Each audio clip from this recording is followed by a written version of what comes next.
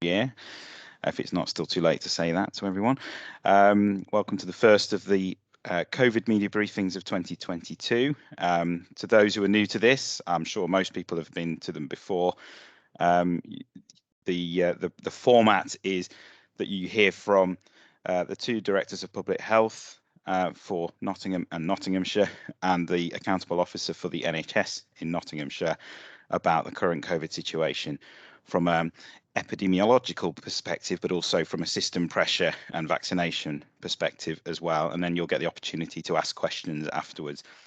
We've moved these briefings to once every 2 weeks, and they're constantly under review, but that's the position that they were in at the moment, that it will remain fortnightly going forward until that's reviewed. But I hope you've all had a restful Christmas, and welcome back to those who are familiar with this format as well. And good morning to Lucy, Amanda, and Louise as well. And thank you, Steve, for facilitating these meetings as well. So the first person we're going to hear from today will be Lucy Hubbard, the Director of Public Health for Nottingham City. Good morning, Lucy. Hi, good morning, everyone, and Happy New Year. I hope people managed to get a break over the Christmas period. The situation in Nottingham City is that we're seeing very high case rates of over 1,600 per 100,000 people. And that's a really rapid increase from where we were a month ago. We're also seeing a positivity rate, that's the number of people who are testing positive when they get a PCR test, of 40%. That's really high and suggests that there's a lot of COVID circulating in our community. What we're expecting is for that figure to continue to increase. We're not seeing the very high rises that we've seen, the very steep rises that we've seen over the last few weeks, but with schools going back, people going back to work after Christmas, people beginning to test again, we're expecting that case rate to continue to increase. And it's therefore really important that we think about all of the things that we can do to try and keep both ourselves, our families, and the population safe. I think we've heard quite a lot in the media around Omicron being a mild disease. I'm not sure that I would agree with that. What I would say is that vaccination has meant that what we're seeing is that Omicron is not as severe for people who are vaccinated. But it doesn't mean to say that COVID is now a mild disease. It's still really important that people take action to protect themselves, and particularly those around them who might be more vulnerable, to keep people safe. The other thing we've been hearing about is about living with COVID. And I think it's really important that we remember that living with COVID doesn't mean not doing anything about COVID.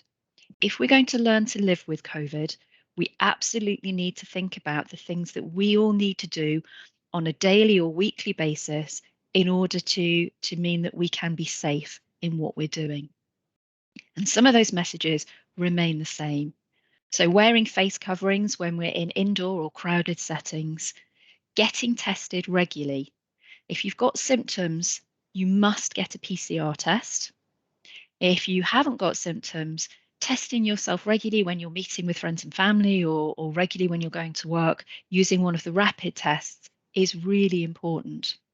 And we've been hearing quite a lot this week about how we can use those rapid tests slightly differently now, particularly around if we haven't got symptoms, a positive rapid test now means that we can consider ourselves to have COVID and we should start isolating. Really important that if you've got any sort of symptom, you isolate immediately and get one of the PCR tests. That's one of the ones that has to go away to a lab. There have been challenges over Christmas with capacity, but we're expecting that to improve over the next few weeks.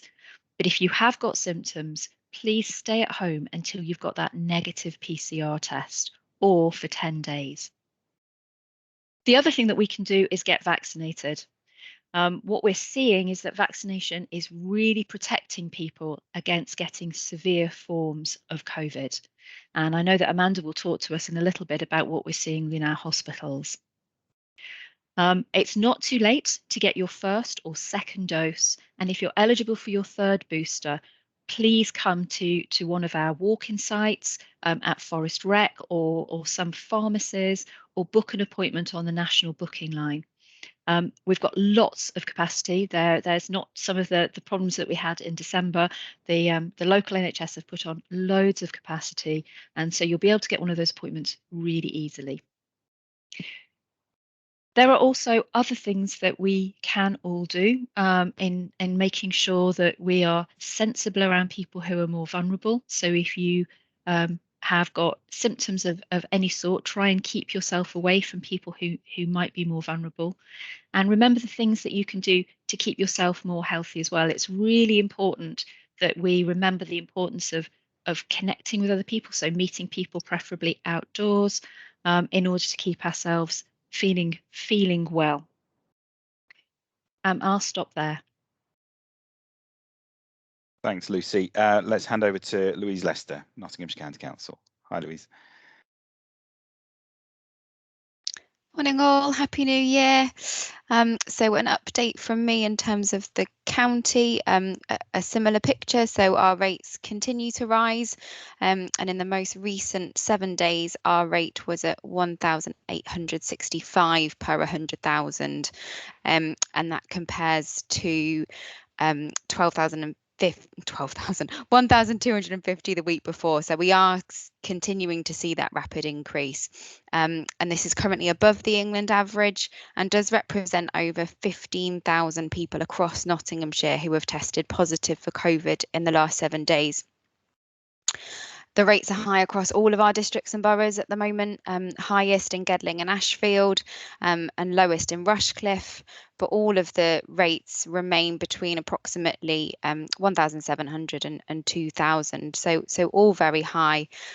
They're still in the main being driven by the working age population, so those 18 to 59 have got the highest rates.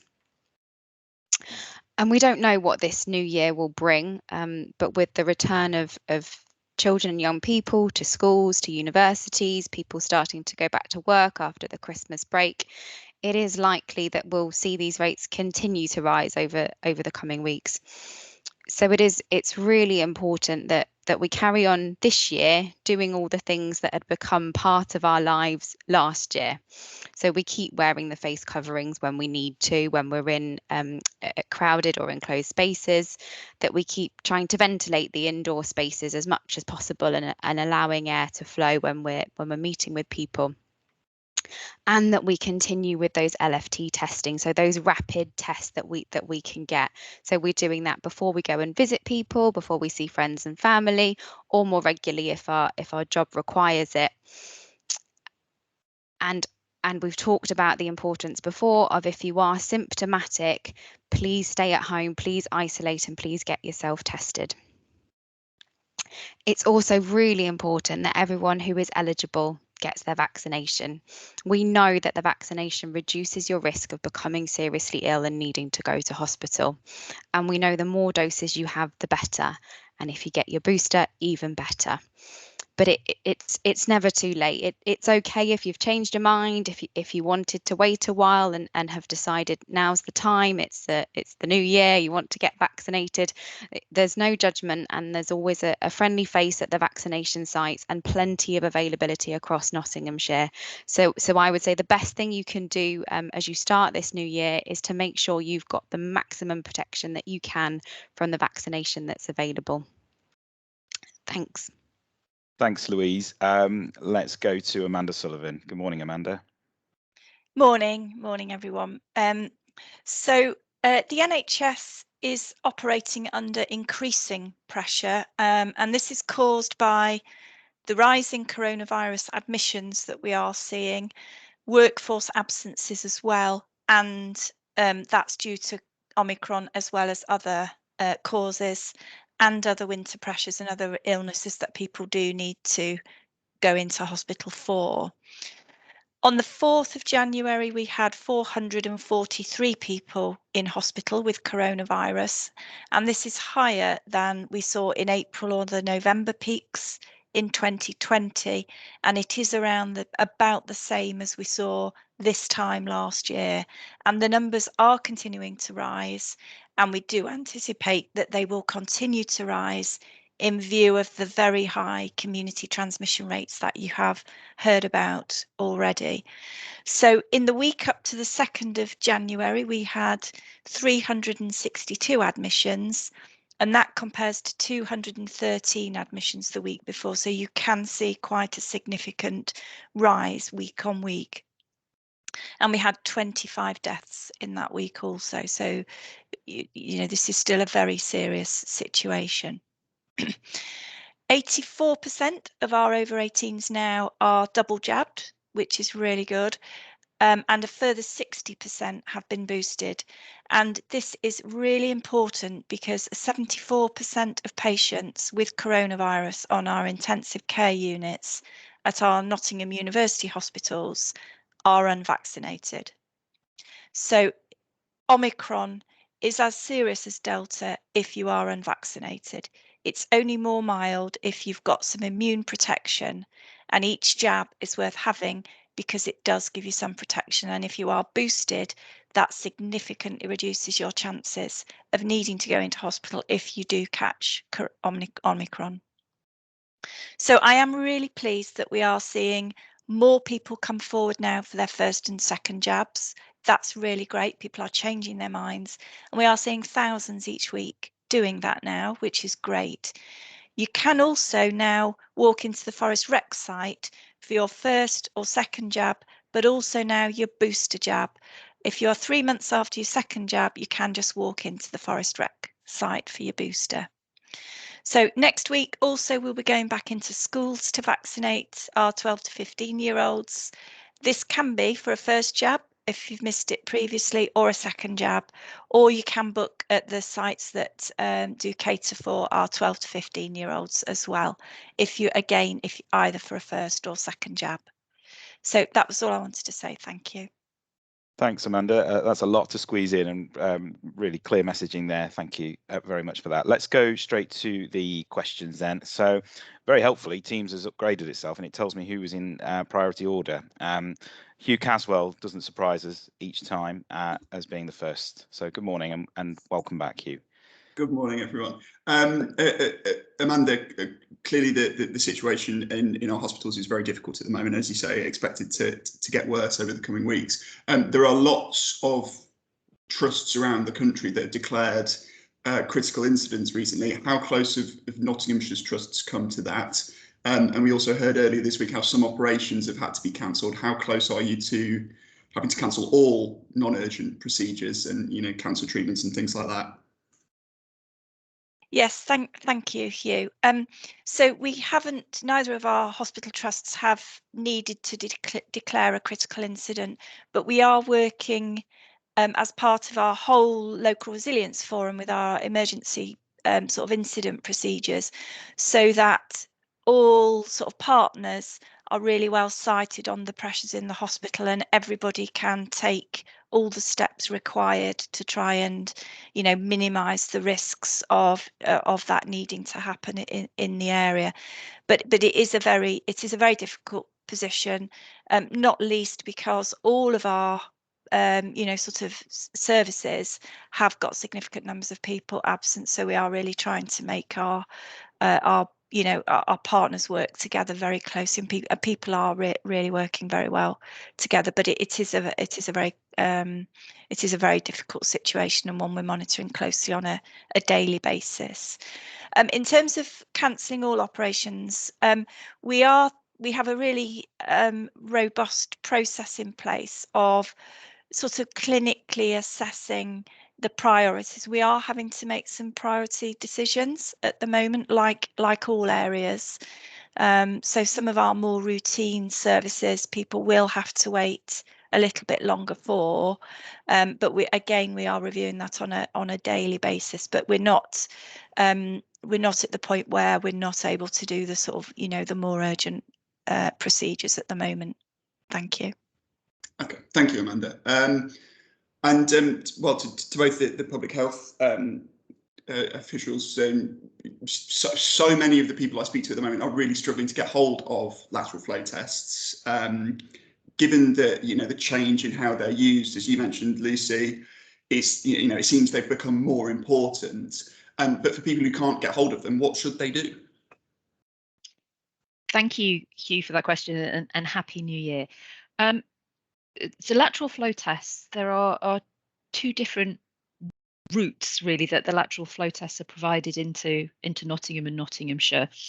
One of them is through our test centres, through our community testing partnership.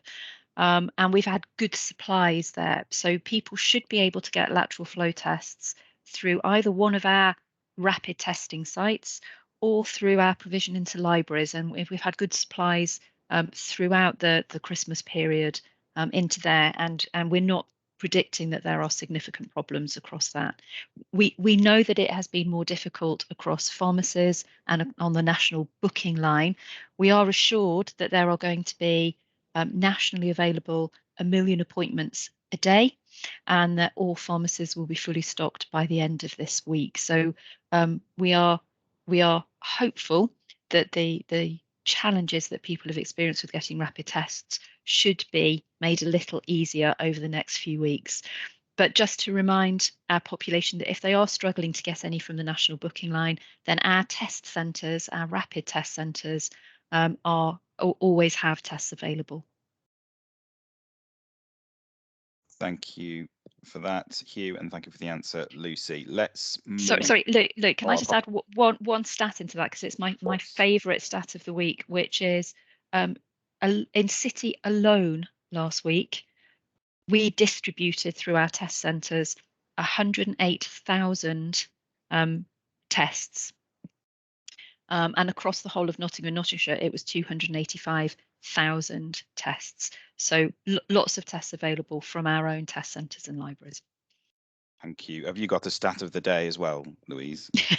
I think Lucy's just stolen that testing stat. Yeah, no, it's great. And our testing teams worked incredibly hard over the period between Christmas and New Year to make sure there was availability. So so that was a really great effort. The only things I was just going to add was we have been told with the national booking site, so whether you go online or whether you ring 119 to try and get tests which can be delivered to your home, the advice that we have got is to keep checking throughout the day. So just because they're not available at the beginning of the day doesn't mean that more supply won't be released throughout the day. So we'd advise residents to keep checking there. And in terms of those asymptomatic testing sites where we know we have good stock available of LFTs, you can find all the information about that on our council website. So we've got sites in the county at Retford and Mansfield, and also mobile testing units that go all over the county. So there should be good supplies of LFTs for people. And a final reminder that they are just for if you are asymptomatic, so you have no symptoms. If you've got any symptoms at all, you need to try and get a PCR test through those symptomatic testing routes. And again, there's lots of information on the website about how you can access those across the county. Thank you, Louise. Thanks, both. Helpful reminder. Thank you, Hugh. Let's move on to Joe Locker from the Nottingham Post. Good morning, Joe. Hi there, guys, and Happy New Year to you all. Hope you had lovely Christmases. I'm still recovering from mine. Not quite into the work mode yet. But anyway, so the first question, I suppose, I mean, we kind of risk straying into kind of political territory here, but kind of looking at a, public health point of view, obviously the hospitals are in a really quite serious situation, particularly across the whole country. So what is the impact of no further measures? I mean, as you say, cases are set to rise even further over the next couple of weeks. So surely there's going to be, some serious effects on the local NHS systems. Thank you, Joe. I think, Amanda, if you want to open up that one, it's quite a broad question, but I'll let you have a go at maybe addressing that initially. Yes, thank you. So we are we are, as you say, anticipating that the rates will continue to rise in the hospital, and we are adjusting our plans really every day, and sort of making sure that we can mitigate the rising numbers as far as possible. That will mean if we do get further higher numbers, that we will have to keep prioritising, you know, how we use our workforce. We are seeing and expecting more people will need to go off and self-isolate with Omicron from the NHS staff side of things. So again, each day reviewing and refining how we prioritise to make sure that for those who really do urgently need the NHS, that we are there for those people. So it is a day-to-day thing, and as I say, working very closely with our partners in social care, but also more broadly as well. Thanks, Amanda. Jo, was that mainly targeted at NHS, or did you want a perspective from our public health colleagues? Yeah, I suppose a perspective on the public health side of no further measures would be great. Thanks. Lucy, is it possible for you to address that? Yeah, happy to. And it's a really interesting question, Jo, because Omicron has presented us with a slightly different challenge than we've seen in previous waves. So all the way through over the last couple of years, every decision has been around balancing the risk of harm from COVID against the risk of harm from some of those restrictions, and it's always this very fine balancing line. And I don't know if you've seen, but there's quite a good thing out there, which is the successful public health measures are those which you think weren't necessary in the first place because we've stopped the thing that you didn't even know was going to happen. One of the challenges I think for Omicron is it's really, really transmissible. And yet, because of the vaccination rates in this country, is we're not seeing the severe illness. So we've just got to keep that balance going between suitable restrictions and control against the fact that for most people this won't turn into serious illness requiring hospitalization. What that means is that we all need to constantly be thinking about the risk that we're placing ourselves or other people in those activities that we're undertaking. And so the way that you prevent yourself from getting COVID is by not getting into contact with people who are infectious. And that means that we all need to think about our responsibilities about checking whether or not we may or may not be infectious by using those rapid tests, by isolating if we've got symptoms, no matter how mild, and getting one of those PCR tests, one of the tests that has to go across to the lab. We can also reduce the risk of transmission through wearing face coverings, through meeting outdoors, and really importantly, and you know what I'm going to say now, is about getting vaccinated. And the one thing that we are really seeing is that Omicron is not as serious if you are vaccinated. And the more time your body has had to develop that immunity, so the more vaccinations you've had, the better that immunity is. Never too late to get your first or your second dose. Really important to get your booster dose if you're eligible. And Amanda has shared with us some figures in hospital, around 74% of people in critical care being unvaccinated. And we know that being vaccinated, being boosted, will prevent you going into hospital. I'll give you about 83% coverage of that. So vaccination, absolutely critical, but also doing those other things we can do to reduce contact. Thanks, Lucy. Louise, did you have anything further to add? I think Lucy's covered that very well. I think just reiterating that what we all need to do is to continue to follow those protective measures that we've got in place. We've got quite a lot of tools in the box now, and we need to use all of them so that those current measures do continue to remain enough. Thank you, Louise, and thank you. I just wanted to add a thank you to our populations, because what we have seen is that people are absolutely doing that. We've, the vast majority of people are coming forward to be vaccinated. People are, I gave some figures earlier around rapid testing. People are participating in the rapid tests. People are taking the PCR tests. So a big thank you our populations for following the guidance and for continuing to use their own common sense and their own judgment in this. Thank you, Lucy. So let's go to Matt Jarram, Local Democracy Report. Sorry, Luke, do you mind if I chiefly follow-up. ask for a follow-up? Is You that can. right? It felt like your question prompted quite a comprehensive debate. I wasn't sure whether you wanted one, but that's fine. Go ahead. Yeah, sorry. Yeah, it's a short one, I assure you. I think anyway. So the second one, thanks for that, guys. It was very comprehensive. That was great. It's just in terms of flu-rona. Obviously, that word's been thrown around quite a lot, I guess, internationally now, I suppose. So in a Sherwood Hospital's board meeting yesterday, I think the statistic for kind of staff and people getting the flu jab is a bit lower than kind of last year. And obviously there is reports, at least, of people with the flu and coronavirus. Is that a kind of concern here in Nottinghamshire, or I'm not sure what your thoughts are on that? Cheers. Okay, thanks, Joe. It sounds like a bathroom cleaner to me, but I don't know whether, Lucy, you want to maybe approach that one. It's a new one to me, Alice. We've been concerned all along around how COVID might interact with other, particularly infectious diseases. We know that people who've got other underlying conditions, particularly those that affect their immunity or affect their respiratory system, are more at risk at serious illness with COVID. And so, as we're in flu season, then there is clearly a risk there. What we know is that the flu vaccine is effective. What we know is that the COVID vaccine is effective. So we're not seeing significant problems with the comorbidities at the moment, but really important that people take particularly if they're in one of the more vulnerable groups, they take the opportunity to get vaccinated.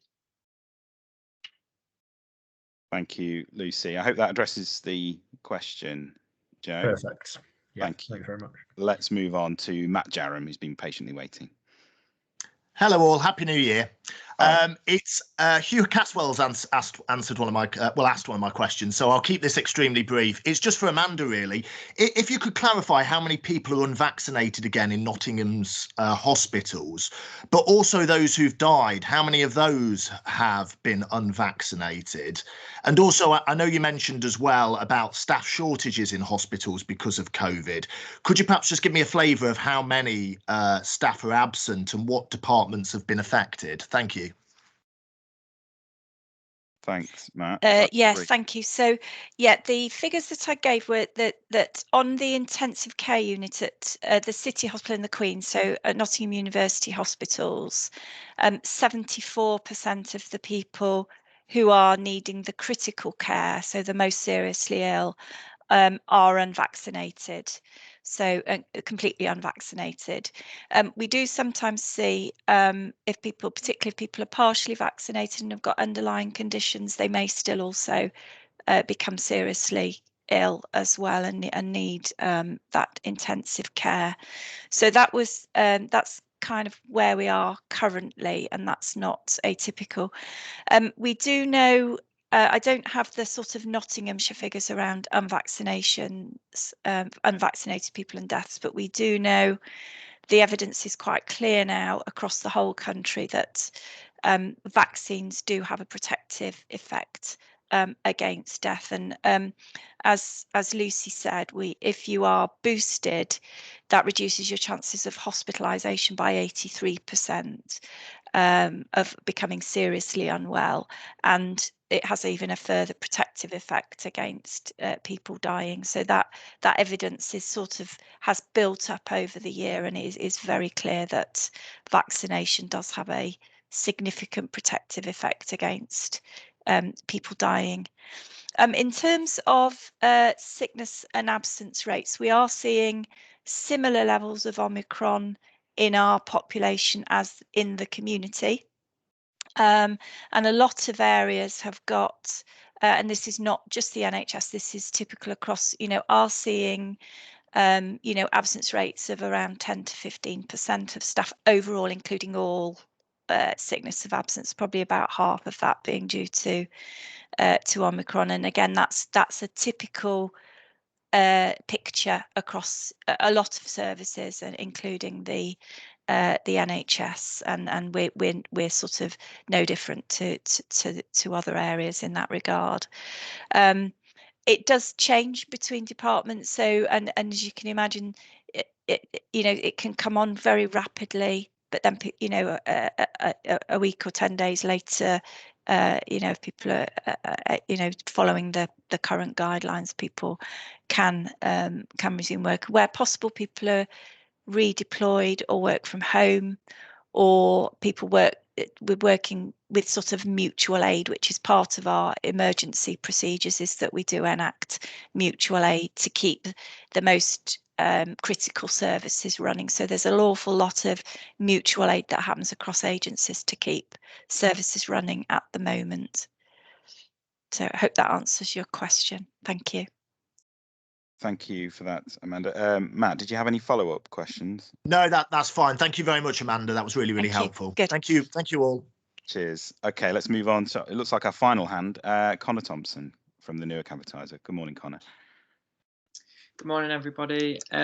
Just looking at localised data for Newark and Sherwood district, if possible. What are the latest uptake figures for the booster jab in Newark and Sherwood? And assuming there's been a significant rise, how important was the opening of the showground site, given that Newark was lagging behind other districts before that site actually opened? Cheers. Thank you, Connor. I don't know, Louise, if you've got that information to hand. I've not got all the district level booster uptake to hand, but Amanda might have some of the detail on vaccination. If not, it's perhaps something we can get back to. Yeah, I can. So for Newark, 70% of our over 18s are boosted, and 89.3% are double vaccinated. So it's not behind where we were. In terms of the showground opening, that was when we had that period of 2 weeks of intensive boosting ahead of the new year. And but we did also have quite a high number of other sites in Newark, across, as you know, some in the town and some in surrounding areas. So we continue to review that access. So we found that the showground has been, it's been a useful additional area for us to provide some vaccines. It's not had the very big uptake that it had in the first waves, simply because we've got a lot of other sites open now in community pharmacies, and we're continuing to review that all the time as well, and looking at new potential sites going forward. So it wasn't quite as, it wasn't as critical to the Newark vaccine uptake as it was in the earlier waves before we'd got the other sites open. Thank you. Thanks, Amanda. And Connor, your question about the Newark Showground, I'm not sure what the background is to that, or whether we're in a position to be able to answer that. Louise, I don't know if you've got any updates on that at all. I think Amanda's just covered it. Was there a follow-up? No, that's brilliant. Amanda covered that in that answer. That was great. Fine. Thank you for your answer, guys. Sorry, I was slightly distracted by the fact that Pat Gamble has already published his article from this morning's meeting. So well done, Pat. West Bridgeford Wire, always on the pulse. Before the briefing's even finished, we've got coverage. So thank you for getting those messages out. Excellent. So any further questions from any of the media colleagues? Luke, there's some in the chat, isn't there? Okay, as well, a couple in the chat that Steve's posted. Thank you, Steve. Global, yeah. All right, so you've obviously seen those, Amanda, so if you want to address that. Yeah, so yes, we have had quite a bit of help from the military throughout the pandemic, actually, helping with our vaccination sites. They work with the ambulance services as well. So, and we are continuing to work with the military. So yes, we do, like all parts of the country, actually, have had some support from the military, and we continue to, if we do need that, we continue to put those requests in. But I have to say, it's absolutely brilliant working with the military. They really have been incredibly responsive and helped the overall effort.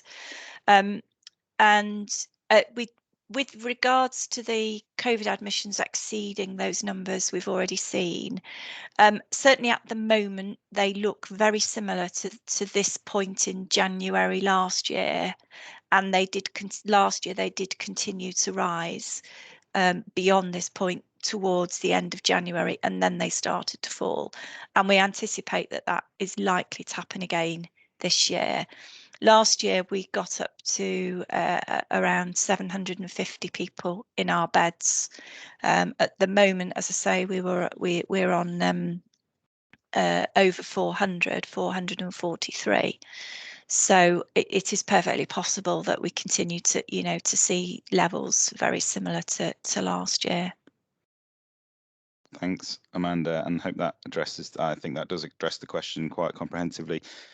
So that brings us to the end of the briefing. Unless there's any further questions from anyone, given this is fortnightly, this is your last chance if you want to ask anything of our panel. No, sounds like we've covered everything very well. So thank you to our panel. Thank you to our media colleagues. We'll resume again in a couple of weeks. But again, like I say, we do reserve the right to review the frequency and regularity of these meetings. Obviously, if the situation changes, we might take a view to make them more regular. But we'll let people know if that is the case over the next few weeks. Okay, thank you, everyone, and have a good day. And see you all again in a couple of weeks. Bye-bye. Cheers, everyone. Thank you.